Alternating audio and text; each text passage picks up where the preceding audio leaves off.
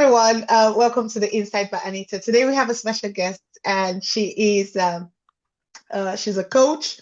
She is an entrepreneur, and she owns her own podcast channel, LS Show.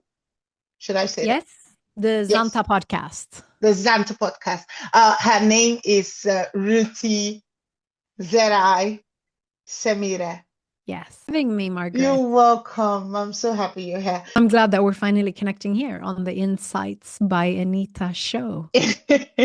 Thank you. Show, I like that. Okay. So my name is Ruthie, which is a nickname for Ruth. In Sweden, we say Rut, and I have a lot of names, a lot of nicknames. I was born and raised here in Stockholm in a suburb called Tensta. I am a proud daughter of African immigrants. I hail from the highlands of Eritrea, so East Africa. I'm a daughter, a middle child. I'm a Taurus, astrologically. I studied business, so I'm a civil economist. I did my bachelor's here in Stockholm, and then I went to London where I did my master's at King's College London in international management. And then I built my career in the international media space on the commercial kind of advertising side, worked with digital marketing, branding, content, branded content, and advertising in different forms for different brands like the Discovery Channel, the National Geographic Channel, and other great big media houses. Today, fast forward to today, I run my own business, Semere & Co., which is really a business where I offer various services within business development and leadership development. I also offer speaking services, and I work with individuals, entrepreneurs, large organizations on all things leadership, really. I am also the host of the Zanta podcast, which is my own podcast on self-development. And I'm one half of the Women of Color in Business Network, which is a network dedicated to the entrepreneurial and professional growth of women of color in Sweden and beyond. Wow. You have achieved That was a so mouthful. That was a mouthful. I heard things I hadn't heard before, and oh my God, you're amazing. Thank you so much. I'm so happy to be here and to get into this conversation. And so are you. I just love that you're doing this, despite the fact that you wear many hats and you have so many things that you do and wanting to contribute to society. And I'm so excited to be here on your show. Thank you. Okay, let's go from what you just said. You wear many hats, and in spite of that, I still want to contribute to society.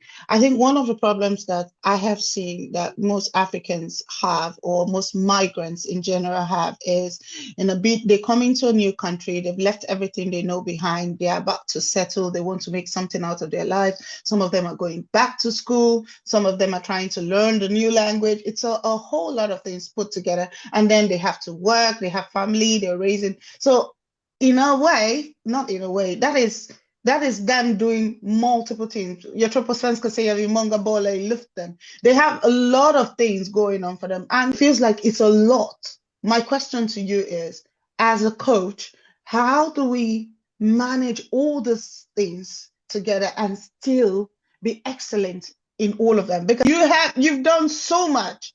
How did you manage to do so much and still be good at it? And how did you manage to be where you are today? Thank you. Yeah, thank you for the question. And it's quite layered. And I think the first distinction that I want to make is that I was born and raised here in Sweden. So I think that gives you a different platform, if you will, if I compare it to the experience of my parents.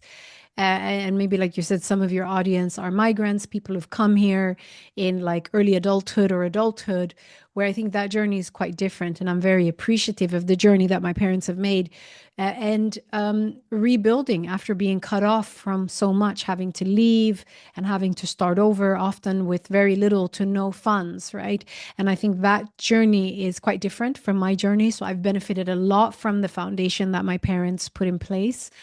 And as much as that's not my own direct experience, I think I can reflect on my parents' experience, and I can also reflect on my experience as a daughter of migrants and a daughter of immigrants. I think what I've noticed is, and I also have a lot of family members who have immigrated to various countries over, the last really my entire life. So I've been privy to some of the insights from their journeys. And I think the challenging part is when you're migrating, you have to acclimatize to the new space that you're landing in. Often there is the expectation of the diaspora tax as well, having to contribute to back home, black tax, diaspora tax. So even before you're settled here, you're expected to contribute. And um, some there are some unrealistic understandings around what it means to have arrived in the West, right? From some of our extended family back home. So also dealing with that challenge, specifically moving to Sweden. I know, Margaret, you're Nigerian, right? So you already Yes, I speak am. English coming here, but this is the operative language here is Swedish. So there's also the learning the language, then making sure that you're also getting education so that you can truly be integrated in society. And I would say, like I said, from my experience, it was the path that my parents laid out for me. You go to school, you excel in school. We did all of this so you guys could have a better shot. So we expect you to go to university. We expect you to use all the resources that are here. So me and my brothers had a very sort of high sets of expectations, as I think most children of immigrants do, because our parents came here essentially for various reasons, but essentially for us to have better options and a better life. So that was my story. But when I think of, I've just observed family members who've come here as migrants, one thing that I often always tell them is to really start with the language first, because without learning the language, you're really always going to be at the outskirts of society.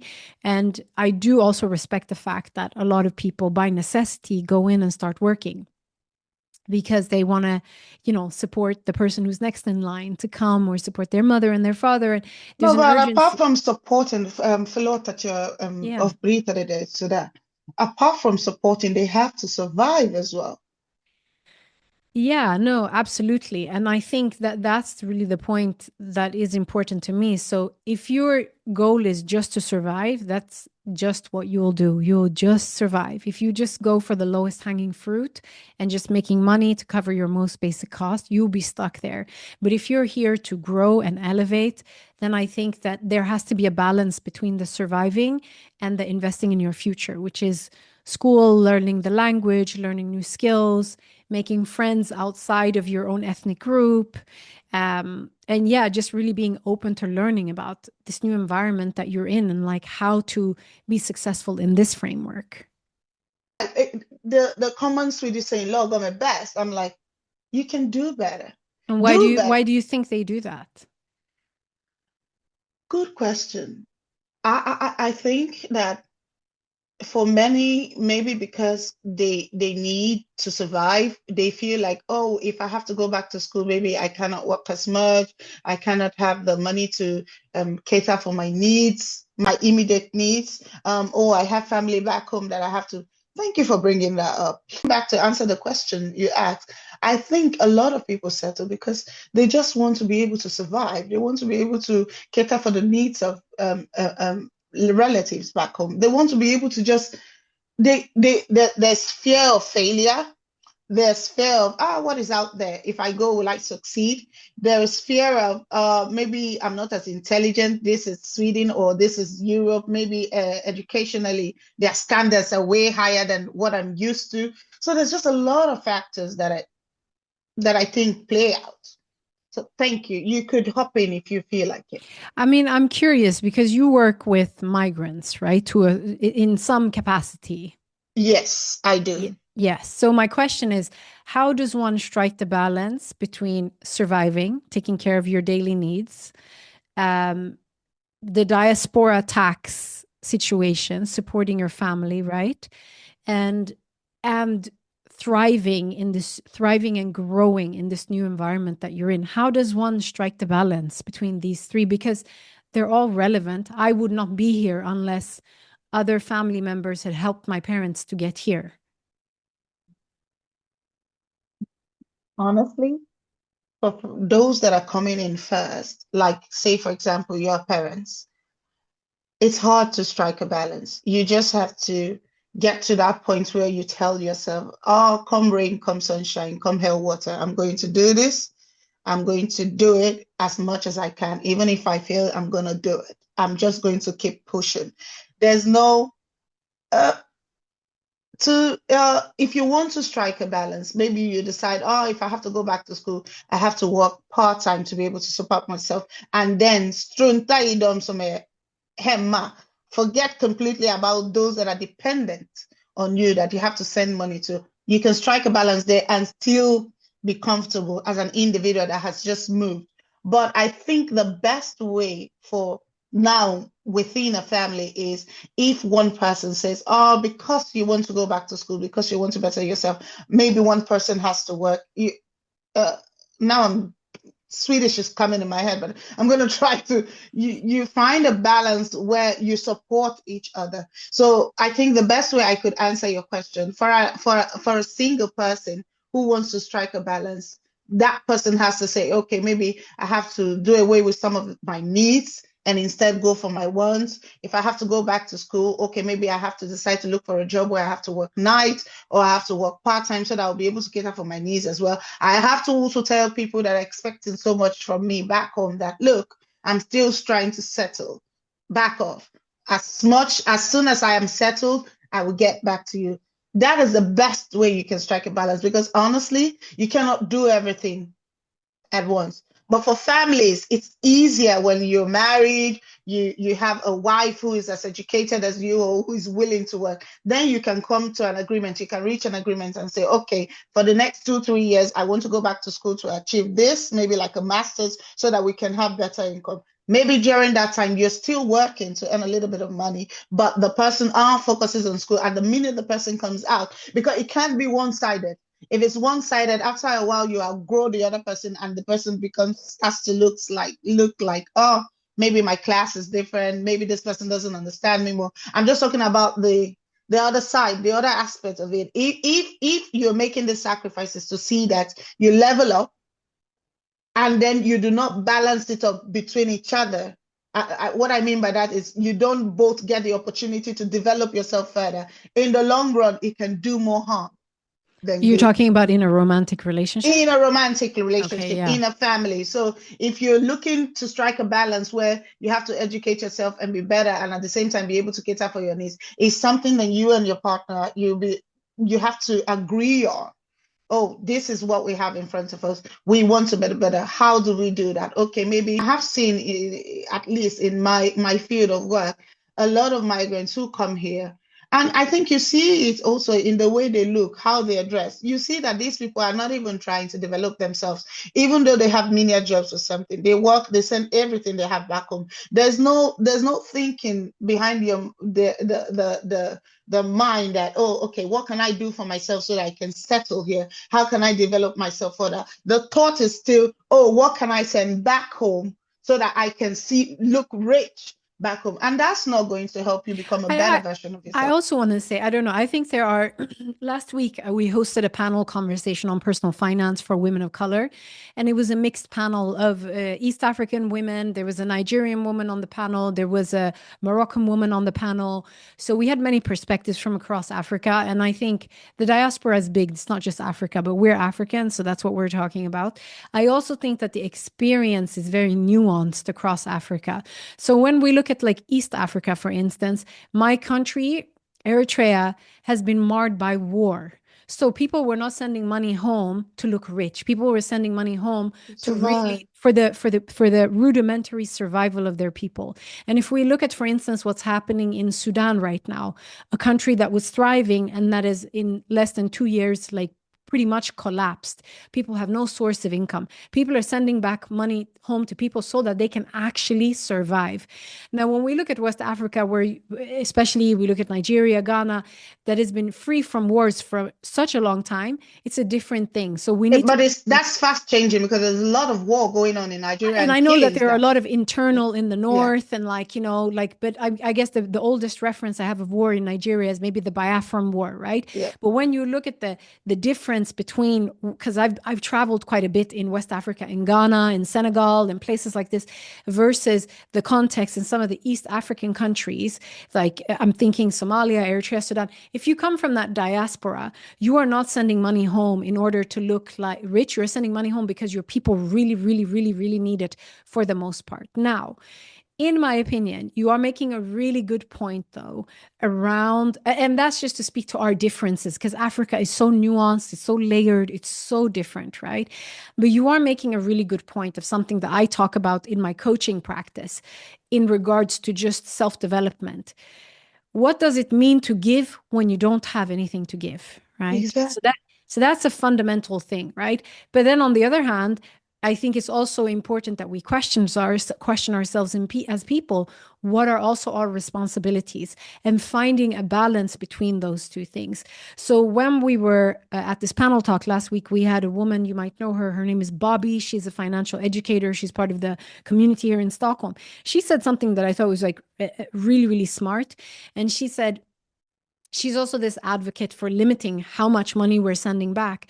She said, you can Mm, set yourself a budget every month, that this is the budget of how much money I will send home. And then you can set some criterias for what you will send money for: medical matters, someone, I don't know, maybe getting married or something like that, funerals, whatever it is. So making sure that you set a budget and then you stick to the budget.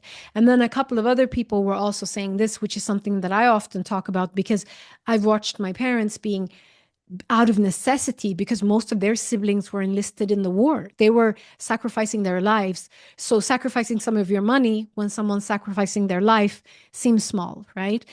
But what I've seen is that um, we could add some more nuance to it. What does it look like to support others while also supporting yourself in a structural way? Because the delayed progress in wealth building, in your personal finance, in your retirement, and also in your ability to truly give to someone. Because if you're just giving from the small, small, small that you have versus giving yourself a period to learn the language, give yourself a period to go to SFE, to go to school. go to school, build an education, and all of a sudden your income is going from 20K a month to 45K. 45. Yeah. The ability for you to give them from a place of surplus, from a place of plenty, the giving that you then send back home is not going to hurt your pocket because you're No. already making so much money. So I do think that there is nuance. We have to consider our individual geographical needs depending on where we come from.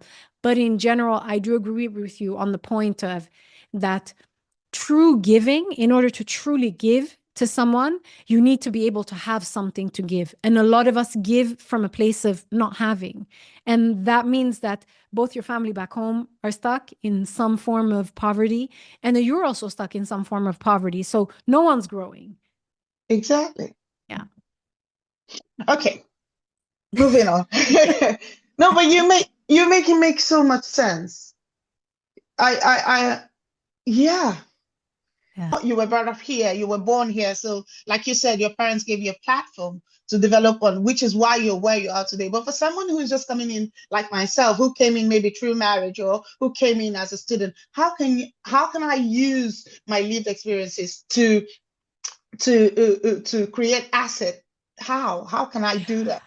I mean, I think what's really important is that you own your cultural identity. Sometimes when you come into a place, you can be pushed to just assimilate and please and to fit in.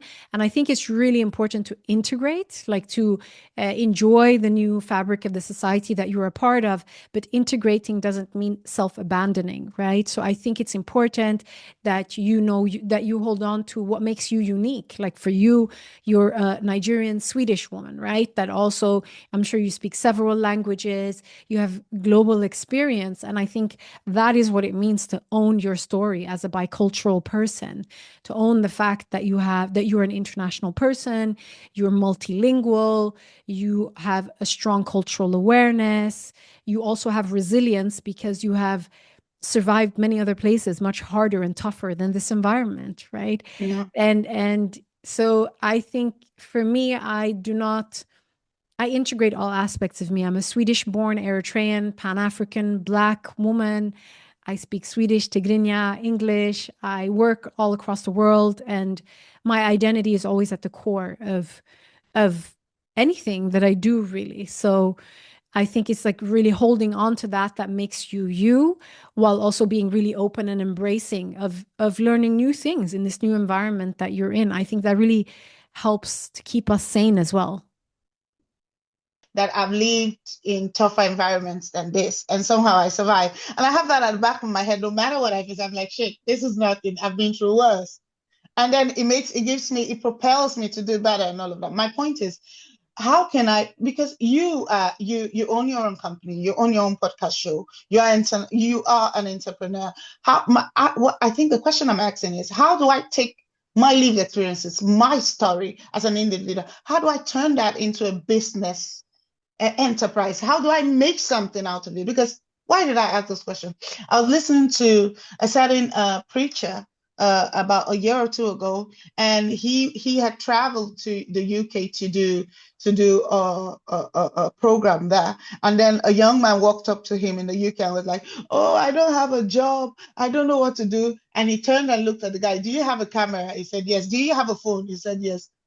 "You are a photographer. Go around and begin to take pictures." You go around and begin to take pictures. You are in Mhm. London, for God's sake. You have a phone. Go around and take pictures of beautiful places, put them on the internet, and you develop money from them. According to him, a year later, when he came back, the guy was doing so well. So that is that is good advice that turned out into something that he could make money off of. I think to rephrase my question would be, um, like you said, for example, an Eritrea person, somebody who came from Eritrea, for example, why am I speaking Swedish? Who comes from Eritrea, who came into Sweden? How can they monetize their experiences to make it something that they can benefit from? So if they coming from Eritrea, all the experiences they have, their life experience, is just in their head, is what they know. Yes, when they're dealing with people, how they relate with people, it's a factor, but how can that story you have that nobody had, that lived experience you have that nobody had, how can you turn it into something marketable to the society? That was the point I was going for. I think you first have to know yourself. You first have to spend some time on studying, reflecting, and knowing yourself. And then I think it's important to also like reflecting on the new place that you're in. And I talk about this a lot. A lot of us operate from a survival wiring and from like this group mentality, right? And sometimes even when we arrive in a new space, it's almost as if we didn't leave, right? We're living with the same framework and the mindset of the environment that we were in. And there's nothing wrong with that, for instance, but it's mismatched to this new environment that you're in. And that's one of the challenges that I see a lot of people being afraid. And I think, like, also because Sweden is such a comfortable place, you see that more maybe in when people go to America, they're more embracing of the rules of engagement of that place because there isn't a safety net. So there isn't, you have to create your comfort. Here, it's sort of given in a sense, in many ways. So I think like it's really paying attention also to this new environment that you're in, being curious, spending time with people who are not from your ethnic group, like really finding friends that are maybe Swedish or from different cultures and really learning how this society works. And when you do, you will learn when, if you put that together, learning yourself, learning how this new society works, leaning in and being curious, you will start to identify, okay, here are some things from that I'm bringing with me that could fit really well here. And you've seen examples of people creating either podcasts to serve the diaspora community, created restaurants, or creating specific hairstyling salons and stuff like that, or event services. Or there's so many people who've been able to really create that and metabolize that, right?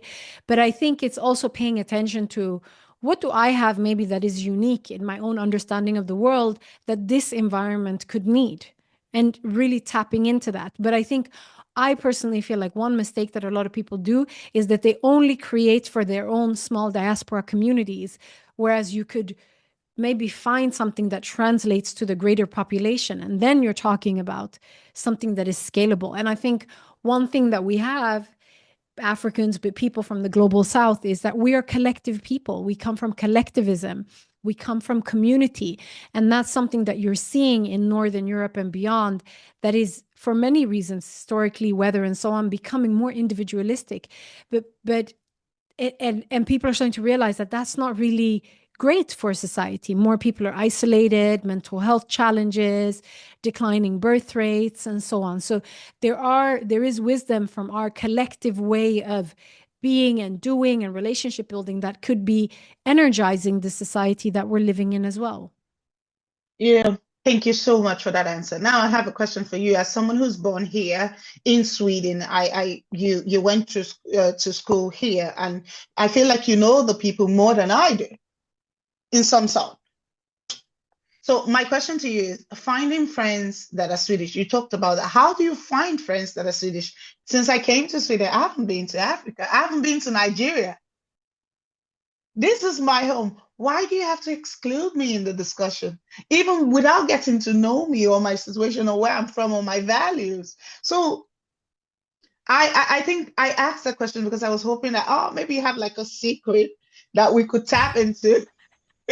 No, I think That it's important to name it. I think Sweden still has a challenge when it comes to integration. And like I said, we meet in different places, like, in the, when we're doing groceries or in work, but I think that's kind of for the most part where a lot of that socially we don't, and I'm saying broadly, there are great examples of where foreign born people and native Swedish people meet and connect, but I don't think that's the majority. And I feel like in my own private circles, in my own friendship circles, we hear this a lot, unfortunately, right? It's an observation that I've made.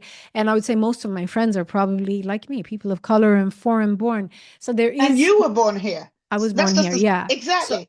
I do want to name it and say that there is a challenge here in Sweden that is very subtle and it's not talked about, but where do No. we integrate beyond the places where we have to, right? At work and so on. And I think that the social integration is so important because that's also where a lot of opportunities are kind of being created. That's where people recommend other people for work.